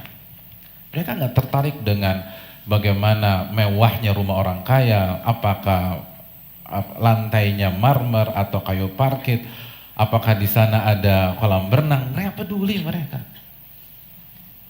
Apa yang mereka pikirkan? Yusalluna kama nusalli. Mereka sholat dan kita orang-orang miskin juga sholat. Jadi orang-orang kaya sholat tuh pada zaman Nabi. Orang miskin juga sholat. Wa yasumuna kama nasum. Orang-orang kaya pada puasa tuh ya Rasul. Kita juga puasa. Jadi orang kaya dulu bukan hanya puasa Ramadan, Senin Kamis, sebagai mereka Nabi Daud. Kita puasa. Walahum fadlun min amwalihim. Tapi mereka punya keutamaan dari harta mereka yang sangat banyak. Yahujjuna biha wa ya'tamirun wa yatasaddaqun. Mereka berhaji dengan harta tersebut. Mereka berumrah. Mereka berinfak sedekah. Sedangkan kita nggak bisa. Ya Allah, itu yang dipikirkan orang miskin tuh. Jadi kalau bahasa Jawa, siriknya orang miskin tuh begitu. Begitu ke masjid, ya ada orang kaya di saf pertama. Begitu puasa, ya dia juga puasa. Terus kapan gue ngalahin dia? Begitu sedekah, kita lihat dia bagi-bagiin duit tuh, mikir tuh. Jadi pertanyaannya, kapan kita bisa sedekah? Kapan kita bisa ngalahkan mereka? Mereka nggak tertarik dengan apa harta orang-orang kaya. Karena mereka tahu kalau harta itu tidak digunakan, itu hanya menambah hisab seseorang. Sebagaimana ucapan Ali bin Abi Thalib. Ali bin Abi Thalib mengatakan apa? Harta itu kalau haram adab, kalau halal hisab. Satu dari dua opsi aja. Kecuali kalau kita gunakan opsi yang ketiga, itu infakkan di jalan Allah Subhanahu wa ta'ala. Dan ini sesuai dengan ucapan Hasan al-Basri. Apa kata Hasan al-Basri? Manafasaka fi dinika fanafishu. Barang siapa yang berkompetisi dengan Anda tentang agama Anda, lawan dia. Jadi kalau ada orang yang main ikhlas-ikhlasan sholat, ikhlas-ikhlasan sedekah, lawan dia. Kita juga harus ikhlas dalam sholat, ikhlas dalam zakat, ikhlas dalam sedekah. Wa man nafasaka fi dunyaka fa'alqi ankan ad-dhahr. Kalau barang siapa ada orang yang bersaing dengan Anda, dengan dunia Anda, udah acukan saja dia, nggak usah diurusin. Kan dunia nyamuk, tadi kita sepakat. Beliau sudah sampaikan hafizahullah, dunia itu kata Nabi seperti atau lebih buruk daripada bangkai kambing yang cacat. Jadi kalau ada orang yang bersaing, jangan panas. Tetangga yang beli mobil mewah, antum jangan shock. Kan yang bayar pajak dia, bukan antum. Kenapa antum yang shock? Jadi biasa aja. Tapi kalau ini orang kok rajin zikir, hafal Al-Qur'annya banyak. Kalau dia jadi imam di di masjid komplek, dia udah baca juz 29, juz 28. Sedangkan kita maghrib aja masih maju mundur kalau disuruh jadi imam. Nah ini yang harus kita pikirkan, ini gimana nih, kok kita kalah sama dia? Apalagi kalau dia kaya juga, jangan sampai 2-0, udah di dunia kalah, di akhirat kalah lagi. Nah itu yang dipikirkan oleh orang miskin. Ini gimana sih? Kita sholat, dia sholat. Kita puasa, dia puasa sunnah juga tuh orang-orang kaya. Giliran sedekah kita nggak bisa kasih, kita dikasih terus. Jadi galau. Jadi orang-orang beriman kalau dikasih itu nggak nyaman. Dikasih tuh mikir, kapan kita bisa ngasih nih? Lalu diajarkanlah bocorannya oleh Nabi SAW. Apa kata Nabi SAW? Kata Nabi, tusabbihun, wa tahmadun, wa tukabbirun, dubura kulli salat, 33. Anda mau ngalahkan orang-orang kaya, gini tipsnya kata Nabi SAW. Selepas sholat wajib, bertasbihlah, bertahmidlah, dan bertakbirlah masing-masing 33 kali. Senengnya minta ampun orang-orang miskin itu. Diamalin. Bocor ke orang kaya. Iya, orang miskin punya wirid baru nih. Punya senjata untuk melawan kita. Bocor. Akhirnya gara-gara bocor, diamalin sama orang kaya. Akhirnya si miskin bertasbih 33 kali, orang kaya begitu salam bertasbih 33 kali. Jadi nggak main handphone, bertasbih 33 kali. Bertahmid 33, orang-orang kaya bertahmid 33 kali. Orang-orang miskin takbir 33 kali, orang-orang kaya takbir 33 kali. Lapor lagi ke Nabi SAW. Ya Rasul gimana nih? Ini kalah lagi kita. Jadi bayangkan ya, yang ada di kepalanya dan di hatinya itu akhirat. Akhirat gimana kalah lagi? Lalu apa kata Nabi SAW? Dzalika fadlullahi yu'tihi may yasha'. Yaitulah anugerah yang Allah berikan kepada orang yang Allah kehendaki. Udah deh, udah. Kayaknya kalah memang misalnya gitu. Jadi hadirin yang dirahmati oleh Allah, itulah profil orang-orang yang mengikuti para Nabi dan Rasul, khususnya Nabi Muhammad SAW. Dan bagaimana dengan kita yang mengaku mengikuti jalannya Nabi dan para sahabat? Kita harus punya semangat berkompetisi seperti ini. Makanya Ibnul Wird pernah mengatakan, ini stata'ta alla yasbiqaka fil akhirah faf'al. Kalau Anda bisa membuat tidak ada yang bisa mengalahkan Anda dalam masalah akhirat, maka lakukanlah. Tetap berada di di posisi terdepan dalam ibadah tersebut. Dan ini yang bisa saya sampaikan dalam profil sahabat Nabi SAW, dan kita kembalikan ke beliau hafizahullah ta'ala. Jazakallah khair Ustaz, barakallahu fikum.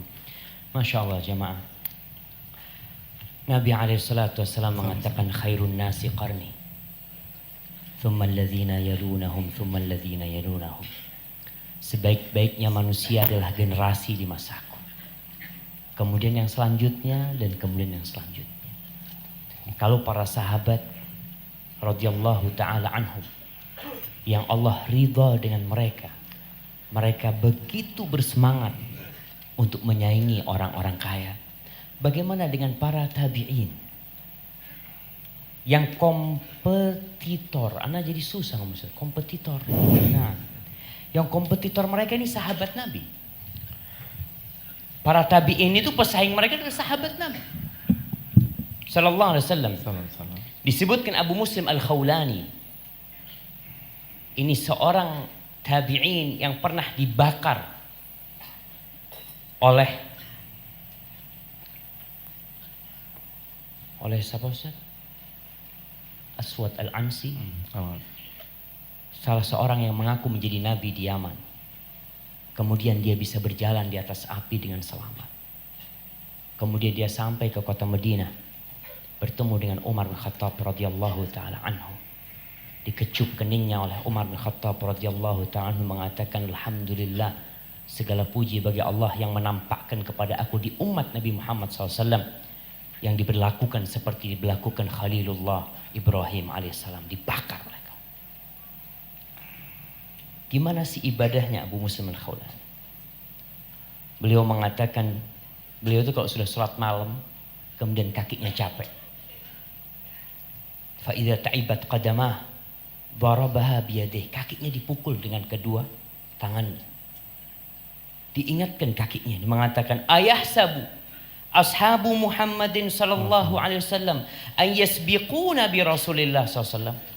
Apakah sahabat-sahabat Nabi mengira kita akan terkalahkan, nggak bisa dekat sama Nabi alaihi salatu wasallam? Kita umatnya ini nggak bisa dekat sama Nabi alaihi salatu wasallam. Dia lagi memperingatkan kakinya agar semangat beribadah. Lalu dia mengatakan, wallahi lanuzahimannahum alaihi fil haud. Demi Allah, kita akan berebutan untuk dekat ke Nabi alaihi salatu wasallam kelak di telaga Nabi alaihi salatu wasallam. Karena meeting point kita bersama adalah telaga Rasulullah SAW. Tinggal siapa yang bisa mendekat dengan Nabi alaihi salatu wasallam adalah orang yang paling baik akhlaknya, yang paling banyak amalannya, yang paling banyak salawatnya kepada Nabi alaihissalam. Mungkinkah kita bisa bersaing? Gak mungkin kita bisa mengalahkan sahabat Nabi radhiyallahu ta'ala. Tapi kita bisa mendekat dan bertemu dengan Nabi alaihissalam. Kita lihat para tabi'in. Qasim bin Abdurrahman bin Abdullah bin Mas'ud, cucunya Abdullah bin Mas'ud radhiyallahu ta'ala anhu. Al-Imam Al-Dhahabi dalam kitabnya Siyar A'lamin Nubala menceritakan, Muharib bin Dithar mengatakan, sahibna Al-Qasim bin Abdurrahman bin Abdullah bin Mas'ud ila Baitul Maqdis. Kita mendampingi Qasim bin Abdurrahman bin Abdullah bin Mas'ud kemana? Ke Baitul Maqdis, ke Palestina. Mereka berangkat ke Palestina. Ini bagi mereka yang berangkat umrah, bagi mereka yang berangkat haji, yang terkadang pulang tidak membawa apa-apa, hanya membawa gelar haji. Karena yang dia lakukan adalah menghambur-hamburkan waktu yang mulia ketika umrah itu untuk hal-hal yang tidak berguna. Sibuk dengan HP-nya, ngobrol, hanya belanja macam-macam. Apa kata Muharib bin Dithar tentang Qasim bin Abdurrahman ini? Fakana yafduluna, dia tuh menyaingi kita, melebihi kita di apa sih? Di belanjaan dia, di oleh-oleh yang dia beli. Bukan jemaah. Yafduluna bi kathratis shalah. Dia mendahului kita dalam urusan banyaknya sholat. Wasom, dan diam, nggak banyak ngobrol. Kemudian wasakha, dan banyak berbagi jamaah. Maka bagi teman-teman yang berangkat umroh, jangan kerjanya ngobrol doang dalam perjalanannya. Sampai di sana belanja, apalagi ibu-ibu. Pulang dari masjid, Masya Allah, mesti bawa tentengan plastik. Sampai suaminya ngelihat, ya Allah, mau ditaruh di mana? Kan kita disuruh berbagi hadiah. Masya Allah, ya. Karena kalau mereka sibuk dengan dunia, dalam kondisi melakukan perjalanan ibadah, sibuk dengan dunia mereka. Kita lihat nih tabi'in. Malik bin Dinar. Sahabat Malik bin Dinar, Hausyab mengatakan kepada Malik bin Dinar. Diceritakan oleh Imam Zahabi dalam Syiar A'lamin Nubala. Ra'aitu ka'anna munadiyan yunadi ar-rahil ar-rahil. Aku bermimpi. Dalam mimpiku aku mendengar orang yang mengatakan, ayo berangkat, berangkat, berangkat. Dalam mimpiku. Famartahala illa Muhammad bin Wasi. Dari semua orang yang aku lihat, tidak ada yang beranjak dari tempatnya kecuali Muhammad bin Wasi. Dalam mimpinya dia. Apa yang terjadi? Malik bin Dinar menangis jamaah. Karena dalam mimpi itu dia tidak termasuk yang ikut berangkat menuju surga Allah Jalla Jalaluhu. Tidak termasuk yang berangkat menuju akhirat. Tapi malah yang berangkat Muhammad bin Wasi. Siapa Muhammad bin Wasi? Dia seorang tabi'in. Imam Zahabi menceritakan tentang Muhammad bin Wasi. Ja'far bin Sulaiman mengatakan, kuntu idza wajadtu qaswatan fi qalbi. Aku kalau mendapatkan kekerasan di hatiku. Jadi gak enak beribadah, gak khusyuk beribadah. Apa yang dilakukan oleh Ja'far bin Sulaiman? Ghadautu fa nadhartu ila wajhi Muhammad bin Wasi. Cukup aku berangkat melihat wajahnya Muhammad bin Wasi. Kana ka'annahu thakla. Wajahnya itu seperti orang, seperti ibu yang kehilangan anaknya. Penuh dengan kesedihan wajah. Al-Asma'i bercerita tentang Muhammad bin Wasi. Lamma safa Qutaibah ibn Muslim di Turk, ketika terjadi peperangan antara umat Islam dengan Turki pada waktu itu. Panglima umat Islam adalah Qutaibah ibn Muslim. Ketika lagi mengurusin saf umat Islam dan sudah berhadapan dengan safnya musuh dari kaum Turk, Qutaibah bin Muslim bertanya, mengatakan, Aina Muhammad bin Wasi? Ada di mana Muhammad bin Wasi? Dicari itu orang. Dicari orang. Oh, ada di sana kata dia. Dia sedang pegang panahnya sambil menunjuk ke langit, sambil berkomat kamit dia. Apa kata Qutaibah bin Muslim? Tilkal usbu' ahabbu ilayya min mi'ati alfi sayfin syahir wa syabin tarir.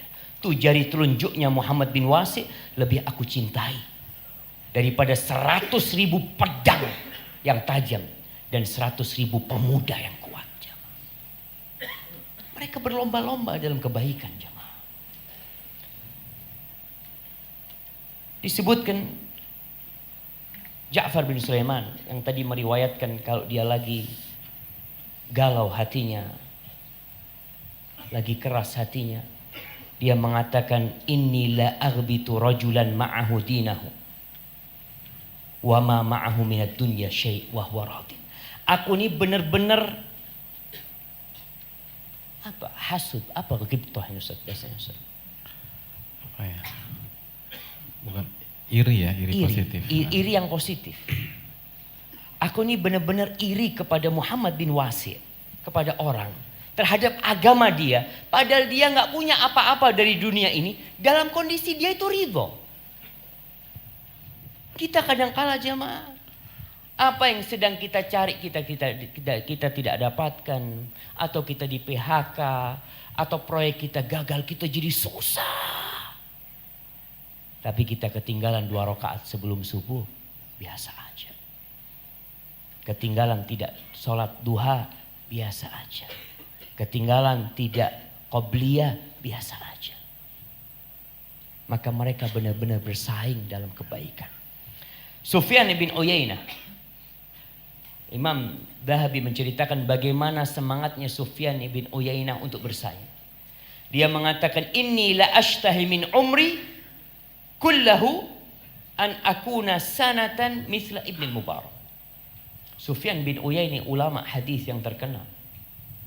Dia mengatakan, aku tuh berkeinginan semua umurku ini. Kalau umur dia 60 tahun, 70 tahun, aku ingin semua umurku ini seperti 1 tahun umurnya Abdullah bin Mubarak. Bayangkan, apa yang dilakukan Abdullah bin Mubarak? Kata Sufyan bin Uyainah, fama aqdir an akuna wala 3 ayyam. Aku nggak bisa menjadi seperti Abdullah bin Mubarak, hanya 3 hari saja nggak bisa. Wallahi jamaah, Abdullah bin Mubarak ini kalau lagi padam lampunya, mati lampu, kemudian dihidupkan lampunya, orang-orang mendapati Abdullah bin Mubarak dalam kondisi menetes air mata di pipinya. Kenapa? Dia ingin dengan gelapnya di alam kubur. Dia ketika punya harta, dia sedekahkan kepada para ulama. Dia berangkatkan jemaah haji dengan biaya dari dia. Dia ikut berjihad, dan ketika jihad dia berada di saf terdepan.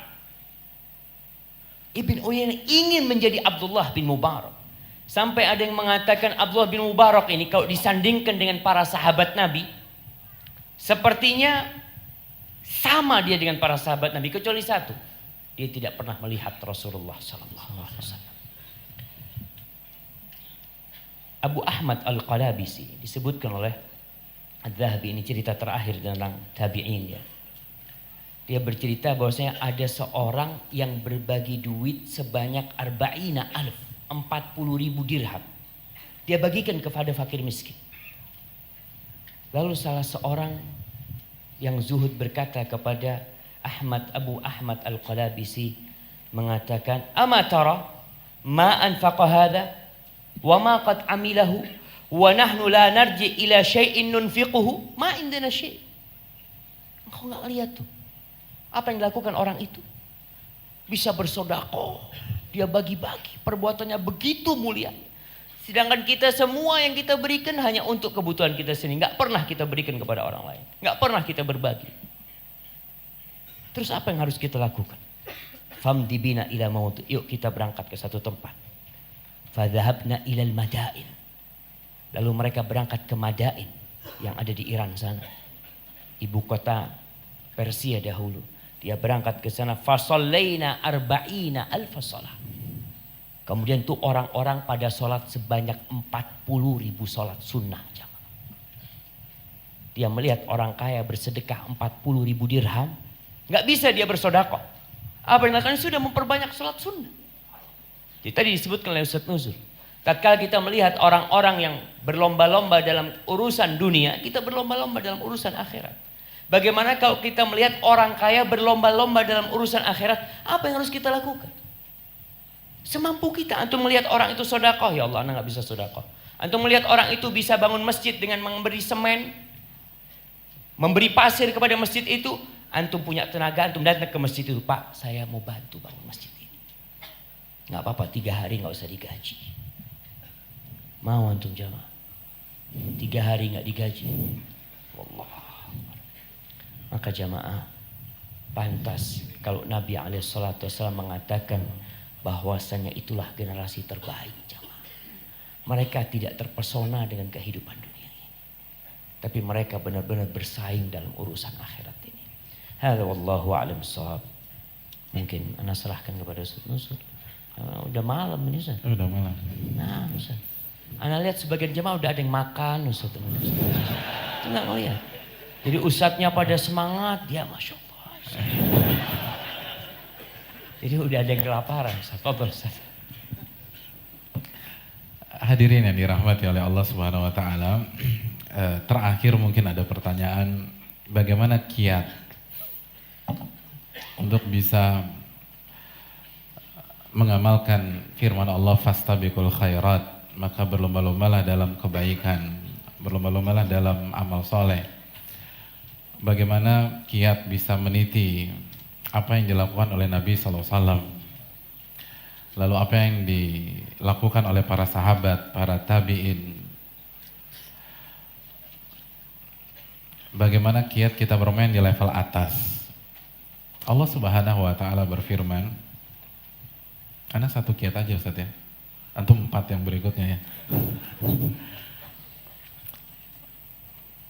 Allah berfirman dalam surat Al-Mu'minun ayat 61, ulaika yusari'una fil khairat wa hum laha sabiqun. Mereka adalah orang-orang yang berlomba-lomba mengerjakan atau cepat-cepatan mengerjakan kebaikan. Dan mereka selalu berada di posisi pertama atau di saf pertama ketika berbicara tentang kebaikan. Hadirin, penggalan yang baru saja kita baca dalam Al-Mu'minun ayat 61 itu adalah sebuah penutupan. Sebelumnya Allah jelaskan siapa mereka. Jadi siapa sih mereka, orang-orang yang berlomba-lomba mengerjakan kebaikan dan selalu berada di saf pertama ketika bicara tentang ibadah, ketika berbicara tentang sedekah, ketika berbicara tentang sholat, ketika berbicara tentang puasa. Itu Allah jelaskan mulai dari ayat 57. Innal ladzina hum min khasyati rabbihim musyfiqun. Mereka adalah orang-orang yang berhati-hati karena takut kepada Allah Subhanahu wa Ta'ala.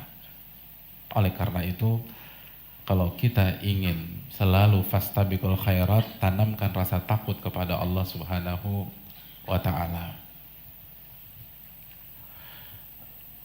Lalu yang kedua, walladzina hum biayati rabbihim yu'minun. Dan mereka adalah orang-orang yang beriman dan yakin dan percaya terhadap tanda-tanda kebesaran Rabb mereka. Walladzina hum bi rabbihim la yusyrikun. Dan mereka adalah orang-orang yang tidak mensekutukan Rabb-nya. Jadi jangan berharap kita bisa main di level paling atas kalau kita melakukan kesyirikan. Jadi tauhid harus benar, hadirin. Kita harus belajar tauhid kepada Allah, lalu kita amalkan. Lalu apa kelanjutannya? Walladzina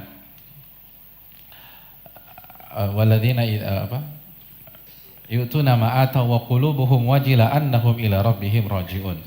Dan orang-orang yang setelah habis beramal itu dirinya merasa takut. Dalam hadis Tirmidzi, merasa takut amal ibadah mereka nggak diterima sama Allah. Jadi bukan orang-orang sombong, orang-orang yang tawadhu. Orang-orang yang rajin ibadah, setelah ibadah khawatir Allah yataqabbala minhum, kata Nabi SAW. Mereka khawatir amal ibadah mereka gak diterima oleh Allah Subhanahu Wa Taala. Jadi amalan hati mereka kuat. Jadi mereka walladzina yu'tuna ma ataw wa qulubuhum wajilah. Rajin ibadah, tapi setelah ibadah mereka khawatir amal ibadah mereka gak diterima. Oleh karena itu Al-Muhasibi pernah mengatakan, man sahhaha batinahu bil muraqabah. Barang siapa yang memperbaiki jiwa dan hatinya dengan selalu merasa diawasi oleh Allah, maka Allah akan menghiasi untuk dirinya al-mujahadah wa tibai sunnah. Maka Allah akan menghiasi dan memberikan kekuatan kepada dirinya untuk benar-benar bersungguh-sungguh dalam beribadah dan mengikuti sunnah Nabi SAW. Oleh karena itu sekali lagi tafsir dari ayat-ayat di atas sangat panjang, tapi poin itu harus antum renungkan dan mungkin bisa dikaji di kesempatan lain. Antum pekan depan ke Jakarta lagi Ustaz ya? Kaji buku ayat ini. Ya mungkin itu dari saya dan Ustaz Syafiq Hafidhullah akan menambahkan kiat yang lain. Kayaknya udah cukup loh jamaah. Tapi anak akan bacakan sebuah hadis sebagai penutup sebelum kita masuk ke sesi tanya jawab. Dalam hadis yang diriwayatkan Abu Dawud dan Al-Hakim, Rasulullah sallallahu alaihi wasallam mengatakan, "At-tu'adatu fi kulli syai' khairun illa fi amalil akhirah. Kata Nabi SAW, berlahan-lahan dalam atau ya pelan-pelan dalam segala sesuatu itu baik. Pelan-pelan naik motor itu baik. Pelan-pelan naik mobil itu baik. Gak terburu-buru itu baik. Kecuali fi amalil akhirah. Kecuali untuk urusan akhirat. Kalau antum mau sodakoh pagi hari, jangan nunggu sore. Antum mau berbakti sama ibu antum mau berbakti sama ayah antum, ingin memberikan sesuatu kepada mereka, berikan sekarang. Jangan nunggu esok. Mungkin esok orang tua antum meninggal dunia. Sehingga antum akan menyesal selama hidup antum tidak bisa berbakti sama orang tua antum. Antum ingin membangun sebuah masjid, mau transfer duit untuk bangunan masjid, kirim malam ini. Jangan nunggu besok. Karena belum tentu besok niat antum masih tetap jamaah. Tapi kalau sudah dikirim, gak bisa diambil. Antum pagi ngomong, ya Allah terlalu banyak kayaknya kan. Selesai, tapi alhamdulillah antum tinggal memperbaiki niat antum.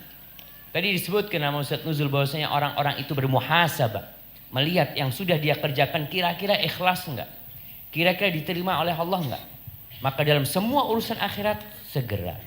Kalau dengar azan, jangan nunggu qomat.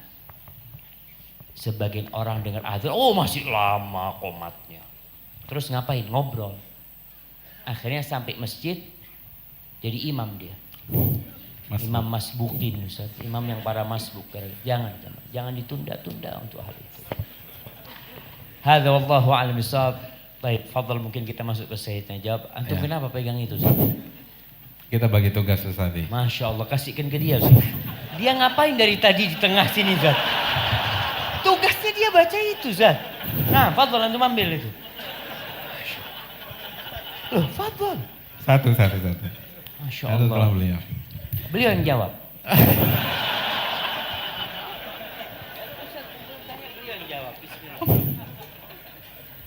Ustaz, kalau antum yang baca, beliau yang jawab, Ustaz. Nah, fadhal, silahkan, Ustaz. Assalamualaikum Ustaz Syafiq. Ini Ustaz Syafiq, Ustaz.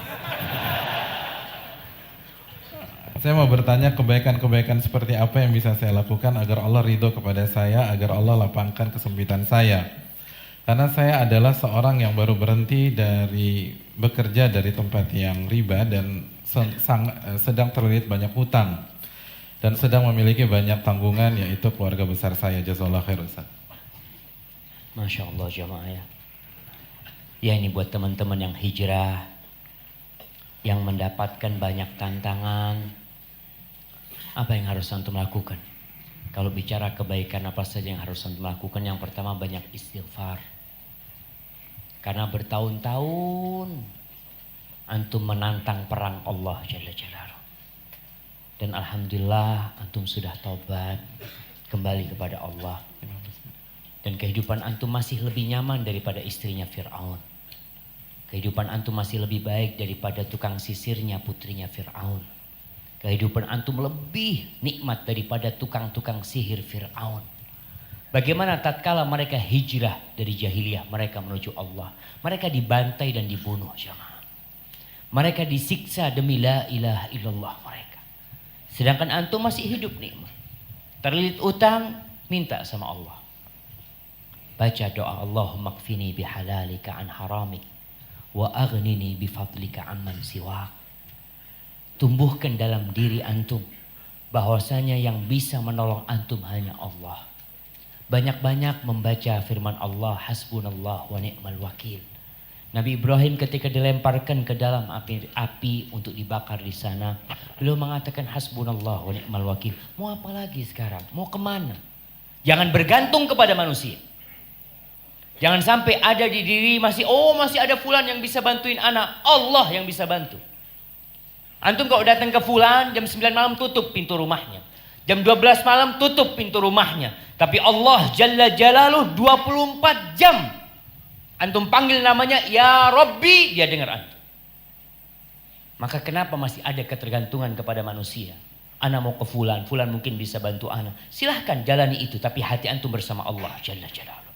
Rasulullah Sallallahu Alaihi Wasallam ketika pasukan orang-orang Quraisy mau balik menyerang Madinah setelah perang Uhud, setelah 70 sahabat tewas pada waktu itu, radhiyallahu taala anhum ajma'in, mereka mau balik. Ditakut-takutin nih Nabi alaihi salatu wassalam agar takut dengan pasukan itu. Apa kata mereka? Hasbunallah wa ni'mal wakil.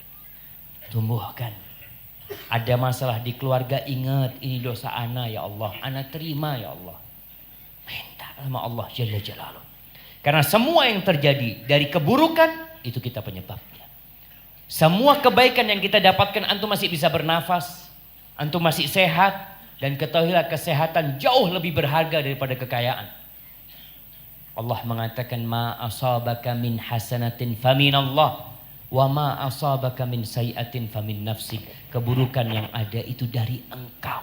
Nggak perlu kita cari kambing hitam. Ana gara-gara kajian Ustadz Nuzul jadi miskin. Ustadz Nuzul disalahkan. Nggak ada urusan. Beliau menjelaskan hukum Allah, kemudian antum dapat hidayah dan Allah yang memberikan taufik kepada antum. Kalau akhirnya jatuh miskin, sahabat bukan jatuh miskin lagi. Jatuh sebagai tunawisma. Tunawisma, nggak punya rumah, tidur di masjid, nggak punya pekerjaan, pengangguran, makan dari mana? Dari pemberian orang. Mereka tetap berusaha untuk bekerja. Umar bin Khattab, masya Allah, orang yang terhormat di Mekah yang memiliki harta, sampai Madinah jadi pengembala kambing. Radhiyallahu taala. Abdurrahman bin Auf sampai Madinah jadi apa? Jadi makelar. Seperti itu mereka. Jadi ketika antum mendapatkan masalah, kebaikan apa yang harus antum lakukan? Husnudzon sama Allah. Berbaik sangka sama Allah. Kalau Allah baik sama antum, nggak perlu nyalahkan siapa-siapa, banyak istighfar dan terus berbuat baik. Kalau keluarga banyak menolak, banyak marahin, banyak ya kadangkala mereka kecewa dengan kita, keluar dari kerjaan kita, sampaikan kepada mereka, doakan. Ana yakin Rabbul Alamin akan memberikan jalan. Hadza wallahu a'lam bissawab. Baik Ustaz. Terima kasih Ustaz, jazakumullah khair. Ini pertanyaan kedua.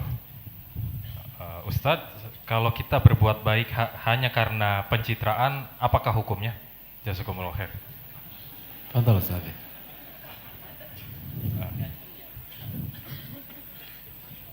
Fadhal Ustaz. Ini mau berlomba-lomba dalam kebaikan. Fadhal Ustaz.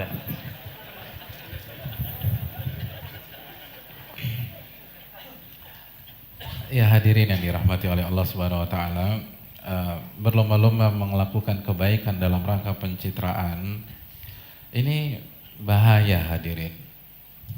Yang pertama, dia nggak akan dapat pahala dari Allah Subhanahu wa taala. Karena Nabi SAW bersabda, innamal a'malu binniyat. Sesungguhnya amal ibadah itu tergantung niatnya. Wa innamal likulli imri'in ma nawa. Dan setiap orang akan mendapatkan sesuai dengan yang dia niatkan tersebut. Lalu Nabi SAW memberikan contoh atau sampel. Faman kanat hijratuhu ilallahi wa rasulih fahijratuhu ilallahi wa rasulih. Barang siapa yang berhijrah, dan hijrah adalah sebuah ibadah yang sangat berat. Dan kalau kita tarik garis ke belakang, hijrahnya Nabi itu luar biasa. Kalau diniatkan untuk Allah dan Rasulnya, maka dia akan mendapatkan Allah dan Rasulnya. Tapi sebaliknya, waman kanat hijratuhu li dunya, barang siapa yang hijrahnya untuk dunia, yusibuha, untuk ia dapatkan, seperti pencitraan, nama baik, nama besar, branding, lalu kekuasaan, harta, awi mera'atin yankihuha, atau wanita yang ingin dia nikahi. Nabi SAW mengatakan fahijratuhu ila ma hajara ilaih. Maka yang dia dapatkan hanya yang dia niatkan tersebut. Dan gak berhenti sampai di sana. Allah berfirman dalam surat Hud ayat 15-16, dan barang siapa yang beramal ibadah untuk mendapatkan dunia dan segala perhiasannya.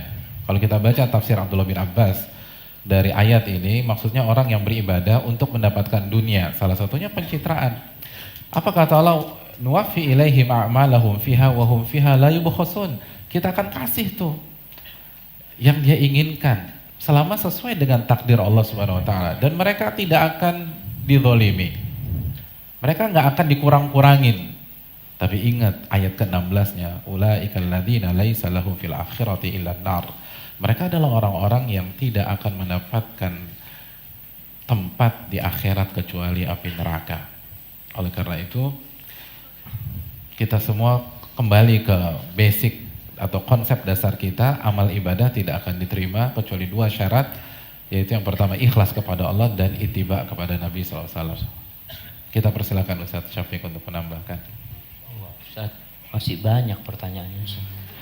Lanjut aja. Lanjut. Baik, Ustaz. Terima kasih Ustadz Nuzul dan juga terima kasih kepada jamaah yang bertanya. Kita lanjutkan ke pertanyaan selanjutnya. Assalamualaikum warahmatullahi wabarakatuh. Waalaikumsalam. Ustadz, pernikahan kami di bulan April 2018 ini berumur 6 tahun. Bolehkah saya menggugat cerai atau meminta cerai suami saya yang sudah malas melakukan sholat 5 waktu?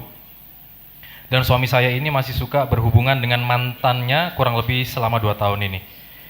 Dan suami saya tidak memberikan nafkah biologis selama 6 bulan. Ini curhat ini Ustaz. Kami berdua sudah membicarakan masalah ini secara baik-baik dan responnya suami saya hanya diam saja. Sejujurnya saya sudah capek Ustaz dengan masalah ini. Tolong nasihatnya untuk saya. Terima kasih. Assalamualaikum warahmatullahi wabarakatuh. Waalaikumsalam warahmatullahi wabarakatuh. Jamaah, agar hal seperti ini tidak terulang kembali, maka kalau menikah, tolong yang sesuai dengan sunnah Nabi Sallallahu Alaihi Wasallam. Mencari pasangan hidup itu yang benar, sehingga nggak kayak gini. Ini kan nggak sholat, berhubungan dengan wanita yang bukan mahramnya, yang bukan istrinya. Ini terkadang seorang wanita tahu suaminya kayak gitu ketika dia mau menikah, bahwasanya suaminya nggak sholat, tapi harapan dia apa? Oh insya Allah nanti bisa diperbaiki Ustaz, anak akan berusaha. Ternyata nggak bisa diperbaiki. Rasulullah SAW menyuruh kita mencari pasangan yang agama dan akhlaknya baik. Terus solusinya apa sekarang? Istighfar. Minta ampun sama Allah Jalla Jalaluh. Karena tidak mengikuti sunnah Nabi SAW dalam memilih pasangan. Yang akhirnya anti jadi korban sendiri. Gak perlu, sekali lagi jangan cari kambing hitam. Kita penyebabnya. Ayat tadi sudah dibacakan, keburukan yang terjadi itu karena kita. Maka kita yang berintrospeksi diri, banyak istighfar, mohon ampun sama Allah. Kalau mau gugat cerai dengan suami seperti itu nggak ada masalah. Kalau sudah tidak bisa dinasehatin, tidak bisa diperbaikin, maka khulu menjadi salah satu solusinya. Wallahu a'lam bishawab. Gimana menurut Ustaz? Katanya Ustaz. Masih banyak, Ustaz. Oh.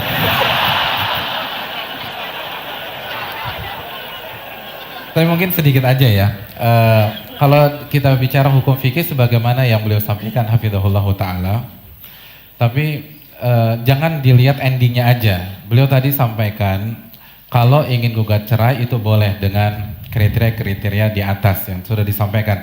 Tapi coba simak jawaban beliau dari awal sampai akhir. Si istri berjuang dulu. Jangan dikit-dikit cerai dan menyalahkan pihak lain. Biasanya kalau dia berusaha semaksimal mungkin, insya Allah ada jalan. Allah berfirman di akhir surat Al-Ankabut, walladzina jahadu fina lanahdiyannahum subulana. Barang siapa yang berjihad di jalan kami, baru Allah kasih petunjuk. Dan menarik sebuah penjelasan dari Imam Qurtubi. Kata Imam Qurtubi, ayat ini turun sebelum syariat jihad. Dan Allah katakan dalam ayat ini, walladzina jahadu fina, barang siapa yang berjihad di jalan kami.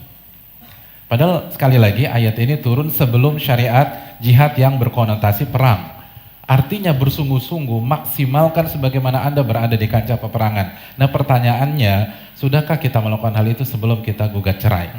Coba dulu, karena Allah akan kasih petunjuk kalau kita sudah maksimal dalam beristighfar kata beliau, maksimal dalam bertaubat, maksimal dalam bermuhasabah, maksimal memperbaiki hubungan kita dengan Allah, maksimal dalam menasehati, dan lain sebagainya, baru kita arah ke perceraian. Dan pengalaman kita yang terbatas, kalau kita lihat para masyaikh ketika ditanyakan masalah-masalah seperti ini, mereka jawab secara global, tapi sebelum eksekusi mereka sarankan pasangan-pasangan seperti itu konsultasi private dengan ahli ilmu, karena bisa jadi itu dari sisi istrinya, belum tentu dari sisi suami. Bisa jadi suaminya sholat terus tapi di kantor gitu loh, tapi karena nggak pulang 7 hari divonis nggak sholat misalnya gitu.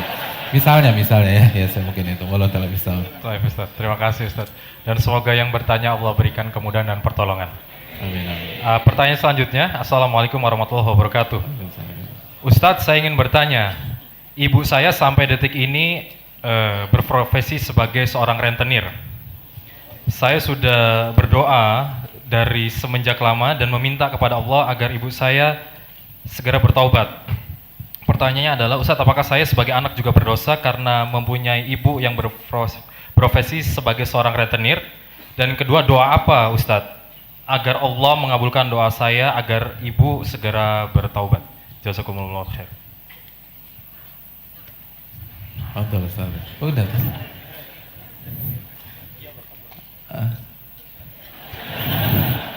Iya, terima kasih. Sedikit saja. Yang pertama, jamaah sekalian yang dirahmati oleh Allah Subhanahu wa taala. Allah Subhanahu wa taala berfirman di dalam surat Fatir ayat 18, wala taziru waziratu wizra ukhra. Seseorang tidak dibebani atau dicap berdosa kecuali dosanya sendiri. Artinya seseorang tidak kena dosa orang lain. Wala taziru waziratu wizra ukhra. Kalau tetangga kita berdosa ya buat dia aja, bukan kita. Begitu juga dengan hubungan orang tua dan anak dalam kasus ini. Yang pertama, itu yang pertama. Yang kedua, jangan putus asa. Kita semua sepakat dosa yang paling besar itu bukan jadi rentenir. Dosa terbesar itu syirik. Dan banyak para sahabat punya orang tua yang mensekutukan Allah SWT. Tapi mereka berjuang. Sejarah mencatat bagaimana ibunya Abu Hurairah melakukan kesyirikan. Tapi karena punya anak yang tanpa kena lelah mendakwahi, berakhlak yang mulia, selalu menyapa ibunya sebelum berangkat pergi ke aktivitas, lalu pulang mampir ke rumah ibunya, lalu ibunya dibaik-baikin, terus ditambah doa dari Nabi SAW, maka ibunya dapat hidayah. Jadi maksimalkan birrul walidain kita, dan kalau bisa antum yang mengcover. Jadi bilang sama ibu, Bu nggak usah kerja lagi rentenir, ibu makan pakai keringat saya, gitu. Jadi kasih solusi. Syekh Imam Muhammad bin Shalih Al-Utsaimin mengatakan bahwa pada dasarnya syariat Islam adalah solusi dari segala permasalahan yang ada.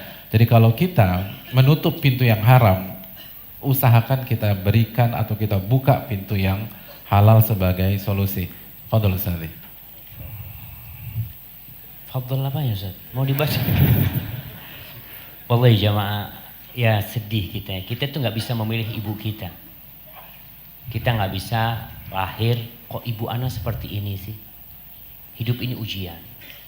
Tapi jadilah orang yang tatkala diuji dengan keburukan bersabar, diuji dengan kenikmatan bersyukur kepada Allah Jalla Jalaluhu.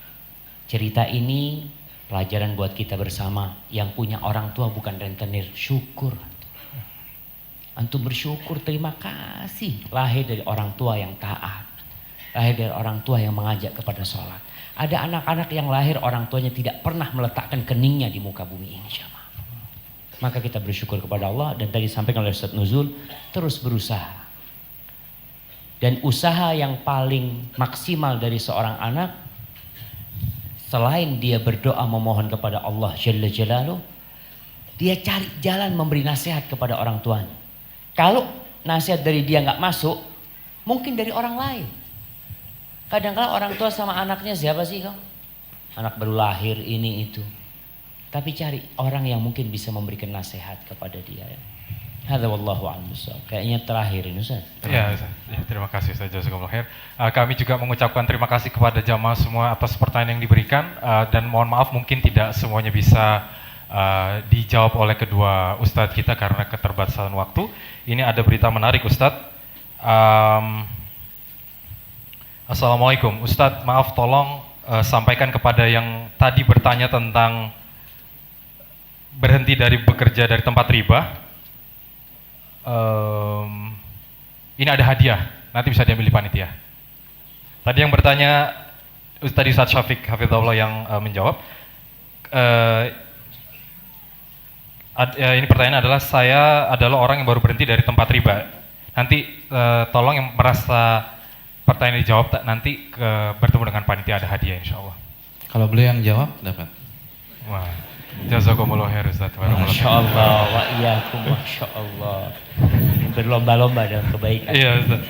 Iya, mungkin ini pertanyaan terakhir Ustaz Syafiq dan Ustaz Nuzul Hafizahullah Ta'ala. Assalamualaikum. Waalaikumsalam. Jazakumullah khairan Ustaz atas ilmunya. Semoga Allah menjaga Ustaz dan keluarga. Insya Allah dalam waktu dekat ini anak akan fastabikul khairat, yaitu menikah. Oleh karena itu anak ingin mendapatkan nasihat dari Ustadz Syafiq dan Ustadz Nuzul Hafizahumullah Ta'ala, dan anak harap Ustadz memberi nasihat serta doanya. Syukran. Berarti dua ini Ustadz. Ya diundang Ustadznya kalau ngasih nasihat, ya Ustadz. Undangan di sini nggak bisa jemaah nasihat pernikahan, nanti kalau lagi walimah insya Allah kirim undangan ke Ustadz Nuzul, insya Allah beliau akan menyampaikan nasihat. Barakallah.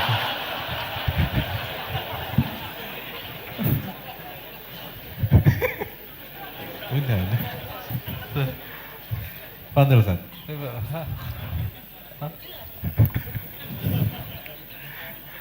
Kesimpulan. Oke. Ya, nasihat singkatnya ya. Terima kasih kepada yang bertanya. Nasihatnya belajar, dan belajar. Dan itu benar. Karena yang jadi masalah ada slogan di sebagian komunitas itu Ustaz.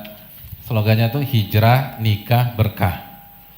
Nah, yang jadi masalah, analoginya gini nih, banyak orang itu hanya baca keutamaan berenang, lalu dia termotivasi, lalu nyebur di kolam 3 meter, dan dia nggak bisa berenang, dan nggak pernah belajar berenang. Ya takbir 4 kali hadirin, meninggal. Iya. Nah begitu juga banyak orang yang termotivasi bicara keutamaan nikah, tapi dia nggak pernah belajar. Nggak pernah belajar bagaimana jadi suami, bagaimana jadi ayah, gimana didik, dan seterusnya. Jadi itu tadi, banyak orang yang termotivasi tapi nggak ngerti ilmunya, maka jatuh. Nikah seperti ibadah yang lain, nggak cukup antum hanya mempelajari keutamaan sholat, lalu antum sholat dan sholat antum diterima oleh Allah Subhanahu Wa Taala. Nggak cukup antum baca tentang keutamaan puasa, lalu antum puasa tanpa berilmu, lalu puasa antum diterima oleh Allah Subhanahu Wa Taala. Jadi butuh belajar, dan terakhir Ustaz, fadhil Ustaz. Fadhil. Insyaallah. Terakhir dia Ustaz. Nah. Ya, terima kasih Ustaz Jazakumullah khair. Kita ingatkan kembali kepada para jamaah sekalian. Jika jamaah sekalian membawa baju layak pakai, silakan nanti ke poskonya bisa untuk di-storekan di sana. Dan juga jika jamaah berniat untuk mentransfer, silakan ke BNI Syariah di nomor 988-142-8906-060606. Lalu setelah melakukan transfer, silakan konfirmasi ke nomor 081191010225. Dan mungkin kita bisa mendengarkan sejenak kesimpulan dari kedua ahli ilmu kita. Silakan Ustaz. Masya Allah, barakallahu fikum. Baik, kembali ke awal yang kita bicarakan, berlomba-lomba dalam kebaikan. Kalau kita merenungkan ayat-ayat dalam Al-Quranul Karim yang berbincang tentang akhirat, kita selalu mendapati ayat itu mengandung semangat dari seorang hamba yang harus bersungguh-sungguh dalam meraihnya. Allah mengatakan wasari'u ila maghfirati min rabbikum wasabiqu, kalian bersegera, kalian berlomba-lomba, wa fi dzalika falyatanafasil mutanafisun, hendaklah kalian untuk meraih surga itu bersaing dan berebut untuk mendapatkannya. Ketika berbincang tentang sholat Jumat, Allah katakan fas'au ila dzikrillah, segera menuju zikrullah tabaraka wa taala. Ketika berbicara tentang Allah, Allah mengatakan fafirru ilallah, kalian lari yang kencang, jangan menoleh ke belakang, menuju kepada Allah Jalla Jalaluh. Kalau urusan dunia, Allah berbicara famshu fi manakibiha, cukup jalan kalian. Fantashiru fil ard, bertebaran di muka bumi ini. Maka jangan terlalu berlebih-lebihan mencari dunia. Cari dunia tetap untuk berlomba-lomba menuju akhirat. Hadza wallahu a'lam bishawab. Ana serahkan kepada Ustaz Nuzul untuk menutup.